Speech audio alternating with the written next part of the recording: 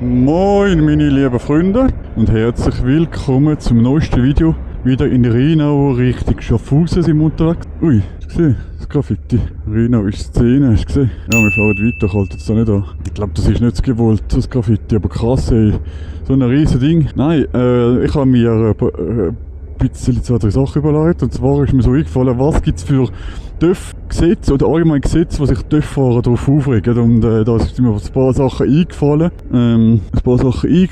Und zwar gibt es zum Beispiel, was ich ganz hässlich finde. Zum Beispiel Sonntagsverbot. Also sie wollen im Deutschen, so viel ich mitbekommen habe, gibt es Diskussion, dass sie im Deutschen an einem Sonntag TÜV-Fahren verbieten. Also in gewissen Regionen wollen sie TÜV-Fahren verbieten und ich finde das mega hässlich, weil also erstens mal ist TÜV-Fahren für mich, Moment, mal da liegt sorry, wenn ich ein bisschen abgelenkt bin, aber erstens mal ist das für mich ein Hobby. Also man tut sich da vom Alltag flüchten, man hat es geil, man hat es schön, man kann da ein bisschen abschalten und dann machen sie das Verbot an einem Sonntag, am einzigen Tag, wo die meisten frei haben. Also gut, vielleicht hast du mal unter der Woche frei, aber bei mir jetzt ist eigentlich der Sonntag der einzige Tag, wo ich frei habe. Und schade, es gibt wirklich so Gebiete, wo auch in Österreich gibt es das und in Bayern, wenn die TÜV zu laut ist, und ich glaube zu laut sind schon 95 Dezibel, wow, da könnt ihr auch nicht fahren. 95 Dezibel, wenn die TÜV lauter ist, dann darfst du gar nicht über den Berg reinfahren.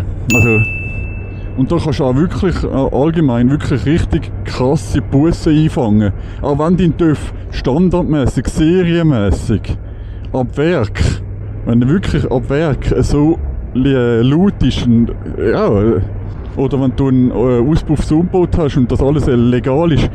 Also weißt du, ich finde, das ist einfach Schikane. Also weißt du, ich will nicht immer haten gegen wie sagt man dem? Gegen den Bund oder irgendetwas, aber das ist einfach, weißt du, was ich meine? Und da gibt es auch zum Beispiel ein Gesetz, das habe ich auch echt krass gefunden, in Frankreich, die TÜV-Fahrer, weil langsam fahren, mit 40. Alter Mann, mit 40. Nein, ich kann mich wieder aufregen. Da denke ich mir, der hat die Hampe da vor, der hat die Handbremse drin im Fahren. Nein, was soll ich sagen? Im Deutschen gibt es, in Bayern glaube ich, gibt es das Gesetz, dass, in Frankreich, dass man nur eine gewisse Art von Handschuhe haben beim TÜV-Fahren, irgendwelche Berufe oder weiss ich nicht, Gucker was, und reflektierende Kleider.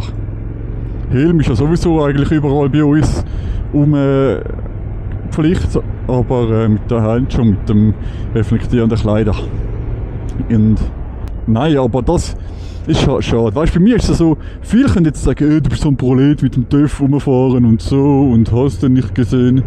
Aber ich finde, ich fahre nicht nur mit dem TÜV, weil ich es geil finde, sondern weil ich einfach verdammt noch einmal irgendwie 5-mal weiterkomme oder so. Weißt du?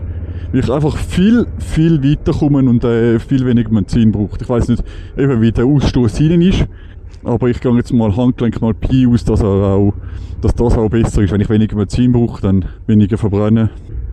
Jetzt kann man wieder nicht fahren, Mann. Moment. Doch, ich bin richtig. Rechts durch Richtung Schaffhausen. Weil da ist immer das Problem, dass ich dann falsch fahre, dass ich dann Richtung Zürich fahre. Ei, was ist das, ey? Was sind das für Autofahrer? Ja, dann würde ich sagen, wäre es das gewesen. Ich hoffe, ihr habt viel Spaß am Video. Bis zum nächsten Mal. Euer Obscuro 94.